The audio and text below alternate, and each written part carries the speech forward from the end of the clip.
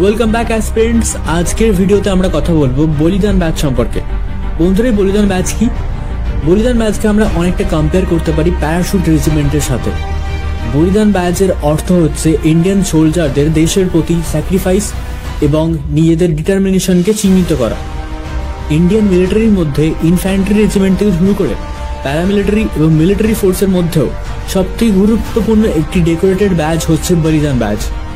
বলিদান শব্দটা অ্যাকচুয়ালি একটি সংস্কৃত শব্দ, যেটার বলির মানে অর্থ হচ্ছে স্যাক্রিফাইস এবং দানের অর্থ হচ্ছে অফারিং বা প্রদান করা।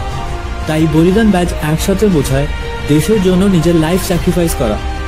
যদি আমরা বলিদান ব্যাচটিকে ভালোভাবে দেখি তাহলে তোমরা দেখতে পাবে বলিদান ব্যাচের মধ্যে একটি তরোয়াল শেপের একটি এলবেলম আছে, যেটি নিচের দিকে পয়েন্টেড আছে, যেটাকে বলা হয় কমান্ডো ড্যাগার, এবং এরই সাথে একটি উইং বা পাখনা মতো এরিয়া আছে, যেটাকে অ্যাকচুয়ালি ইন্ডিয়ান আর্মির মধ্যে উইংস বলা হয়, যেখানে তরোয়াল গ্রাউন্ড এবং ফ্লাইংস গুলো এয়ারের দিকে শো করে।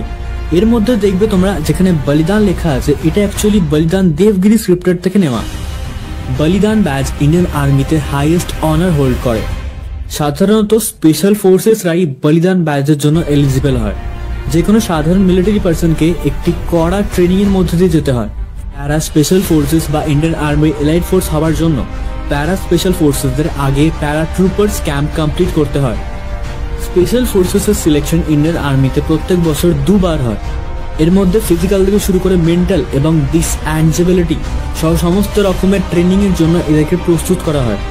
কিন্তু বন্ধুরা, যেটা অনেকেই আমরা জানি না, যে এই প্র্যাকটিস বা এই ট্রেনিং এর পরেও সবাই বলিদান ব্যাচের জন্য এলিজিবল হয় না। এই ট্রেনিং শেষ হওয়ার পরে প্রত্যেকটা ক্যান্ডিডেটকে 1 বছরের জন্য যুদ্ধে বা যেখানে ডিসক্রিমিনেশন চলছে এরকম জায়গায় পোস্টেড থাকতে হয়। তারপর যদি সে সেই জায়গা থেকে টোটালি সার্ভাইভ করতে পারে এবং তার মেরিট ওয়াইজ তার ভালো র্যাঙ্ক করতে পারে, তাহলে সেখান থেকে তাকে অফিসিয়ালি ভাবে প্যারাশুট রেজিমেন্টের মধ্যে বা প্যারাট্রুপার্স রেজিমেন্টের মধ্যে অ্যাসাইন করা হয়। বলিদান ব্যাচ সবসময়তেই আমাদের ইন্ডিয়ান আর্মি সোলজারদের স্যাক্রিফাইস এবং তাদের আত্মত্যাগের কথা মনে করাতে থাকবে, এবং এমনভাবেই বলিদান ব্যাচ ফিউচার ক্যাডেটসদেরকেও বা ফিউচার অ্যাসপিরেন্টসদেরকেও এরকমভাবেই মোটিভেট করতে থাকবে, যাতে ফিউচার জেনারেশনও এই বলিদান ব্যাচের ভ্যালু এবং গুরুত্বটি বোঝে এবং এটা যে লেগেসি এটাকে মেনটেন করতে পারে।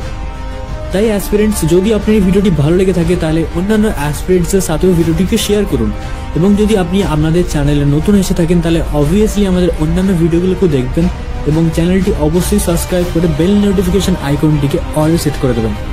তাহলে অ্যাসপিরেন্টস, আজকের জন্য এতটাই। দেখা হচ্ছে আপনাদের সাথে আমাদের পরবর্তী বিষয়টা।